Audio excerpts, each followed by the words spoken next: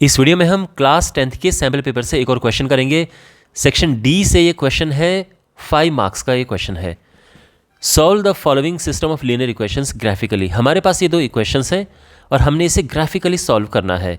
तो देखो, graphically solve करना है, इसलिए मैंने जो पेज है वो इसी तरह से लिया है ताकि ग्राफ की तरह ये दिखे और आपको ग्राफ की तरह ही आपको लेना है। आपको ग्राफ पेपर लेना है ऐसे क्वेश्चंस को सॉल्व करने के लिए, तब जाके वो एकदम करेक्ट आपका आंसर आएगा। अगर आप ये सोचें कि ऐसे पेज पे आप ग्राफ बना सकते हैं, तो देखो कर तो सकते हैं आप कि आप ऐसे करो और उसके बाद ये तो आप ऐसे नंबरिंग डाल दोगे 1 2 3 4 करके, और इस तरफ भी आप ऐसे खाने बना सकते हो। लेकिन इसमें एक प्रॉब्लम है कि एग्जैक्ट साइज़ के खाने बनने चाहिए। फिर अगर नहीं बने तो ग्राफ बनने में दिक्कत आ सकती है। तो यहाँ पर क्या है, अगर जितना स्पेसिंग इनके बीच है, अगर ये 1-1 सेंटीमीटर पे है तो ये भी एग्जैक्ट 1-1 सेंटीमीटर पे होने चाहिए, नहीं तो बहुत चांस है कि आपका ग्राफ एकदम परफेक्ट ना बने। इसलिए इनसे बचने के लिए बेस्ट है कि आप अपना ग्राफ इस तरह के पेपर में एक ग्राफ पेपर लें आप और फिर उस पर बनाएं, आप उस पर ड्रॉ करें ये लाइंस। ओके, तो ये ध्यान रखना। तो यहाँ पर एक मैंने इस तरह से पेज लिया है ताकि ये ग्राफ पेपर की तरह दिखे, और यहाँ पर हमने ये लाइंस ड्रॉ करनी है। बेसिकली एक्सिस होते हैं, ठीक है, एक्स एक्सिस, वाई एक्सिस। ये एक्स एक्सिस है, दिस इज वाई एक्सिस, ये है ओरिजिन, और यहाँ पे हम नंबर दे सकते हैं 1 2 3 4 करके। ओके, ये लेकिन 1 2 3 4 लेके काम चल जाएगा। यहाँ पे क्या, यहाँ पे छोटे छोटे नंबर आएंगे हमारे पास? तो लग तो रहा है इनको देखने से कि यहाँ पे छोटे छोटे नंबर आएंगे, तो 1 2 3 4 अगर हम लिखते हैं तो काम बन जाएगा।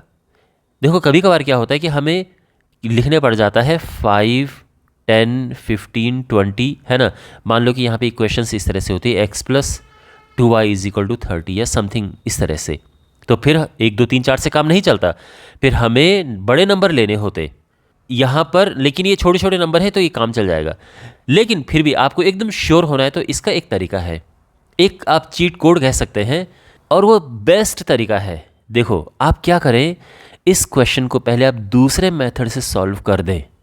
दूसरे मेथड से सॉल्व करने से क्या होगा, अब आप ये कह सकते हो कि सर, पहली बात तो ये कि इसमें एक्स्ट्रा टाइम वेस्ट होगा। दूसरा ये है कि हमें तो ग्राफिकली करना है ना, तो हम दूसरे मेथड सॉल्व करना तो एक तरह का चीटिंग हो गया कि हम वैसे वैल्यू निकाल रहे हैं। तो देखो माय डियर, मैं इसलिए कह रहा हूँ क्योंकि अगर आपके पास एग्जाम में क्वेश्चन आता है तो वहाँ पे जो मार्जिन ऑफ एरर होता है, गलती हो गई, फिर आप उसको मिटाओगे ग्राफ को, फिर तो इसमें बहुत समय नष्ट होता है।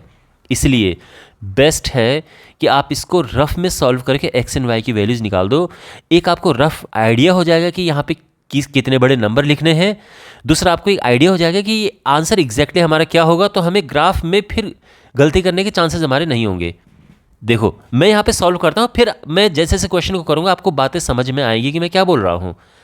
तो सबसे पहले यहाँ पर देखो, बहुत ही ईजिली वैसे सॉल्व हो जाएगा सब्स्टिट्यूशन मेथड से।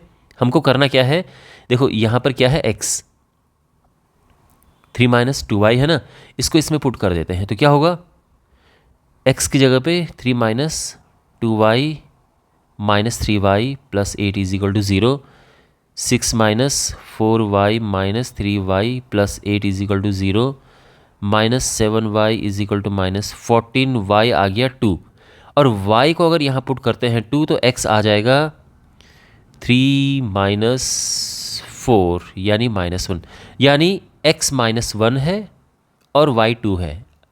-1 2 ये कहाँ पे है पॉइंट, x -1 y 2 कौन सा पॉइंट है यहाँ पे ग्राफ में, तो x -1 ये है और y 2 ये है, ये पॉइंट है।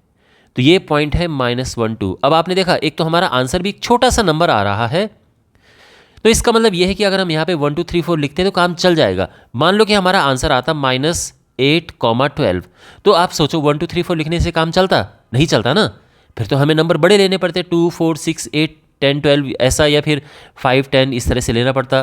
कहने का मतलब यहाँ पे नंबर हमें बड़े लिखने पड़ते ताकि ये चीज़ें कवर हो जाए। बट बिकॉज ये हमारा सोल्यूशन है तो क्लियरली छोटे छोटे नंबर रखने से काम बन जाएगा।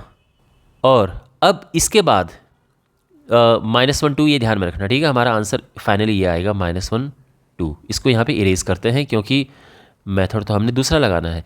अब देखो ये है क्या चीज़, यानी सिस्टम ऑफ लीनियर इक्वेशंस को जब हम सॉल्व करते हैं ग्राफिकली तो होता क्या है, सॉल्व कैसा होता है, तो देखो ये हमारे पास लीनियर इक्वेशंस है। लीनियर इक्वेशंस बेसिकली लाइंस होती हैं, जैसे ये दो लाइंस ये है, तो ये लाइंस इस पॉइंट पे कट हो रही हैं, तो जहाँ पे कट होती है वो उसका सोल्यूशन होता है।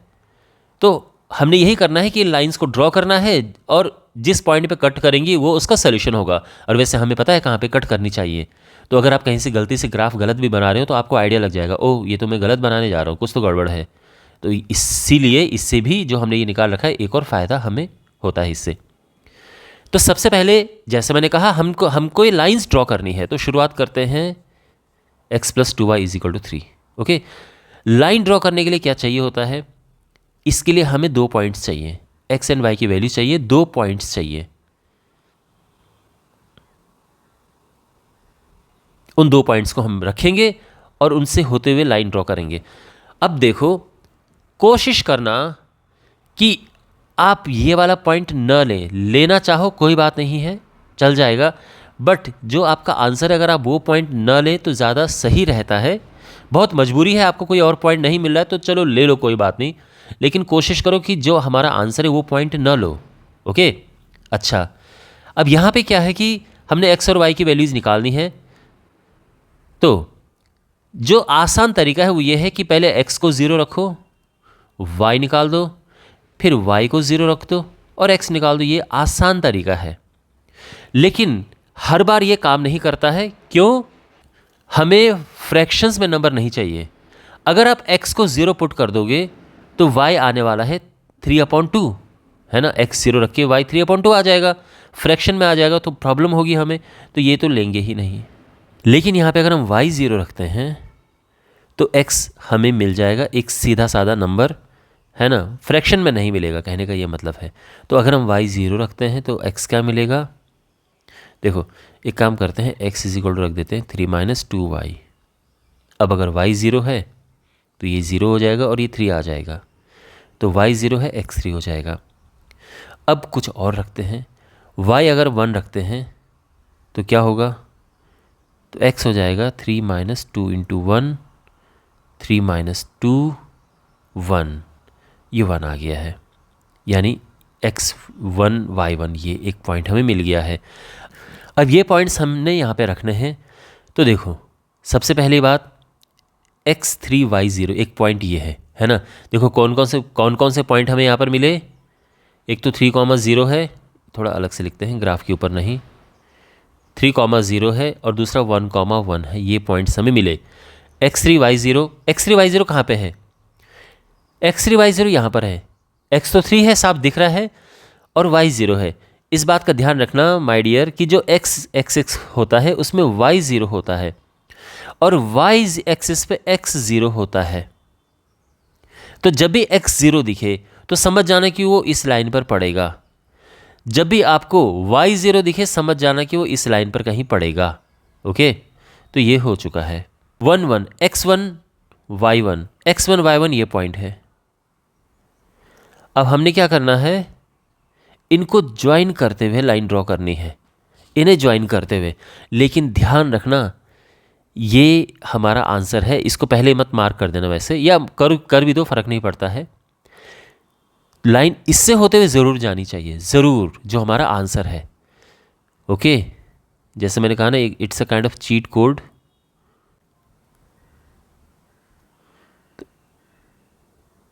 ये हो गया है,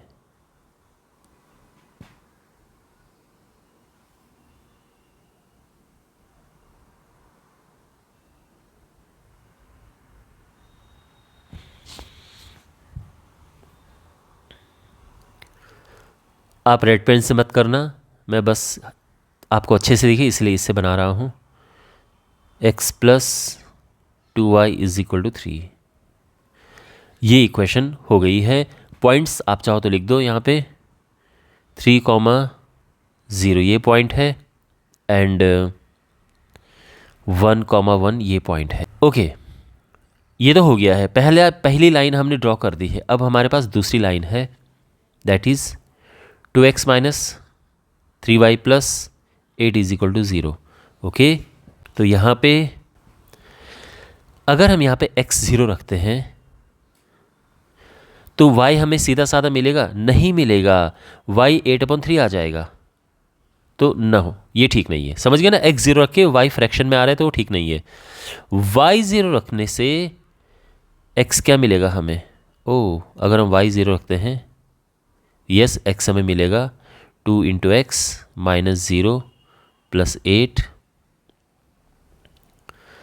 फिर 2x इज इक्वल टू -8 और x हो जाएगा -4 है।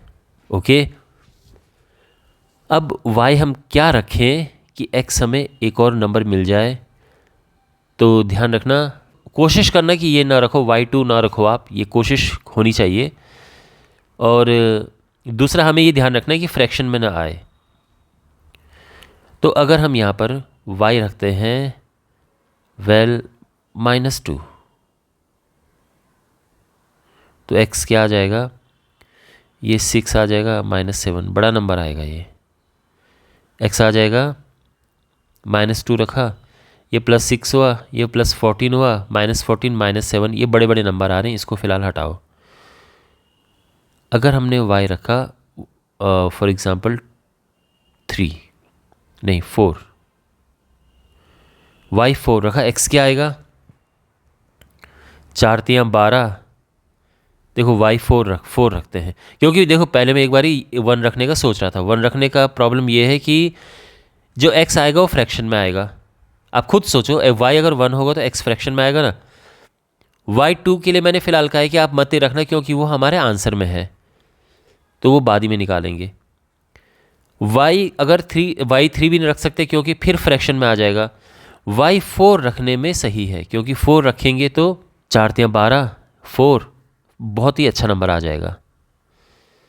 -12 + 8 = 0, 2x -4 = 0 और x आ गया 2, यानी 4 और ये 2, ये सही है।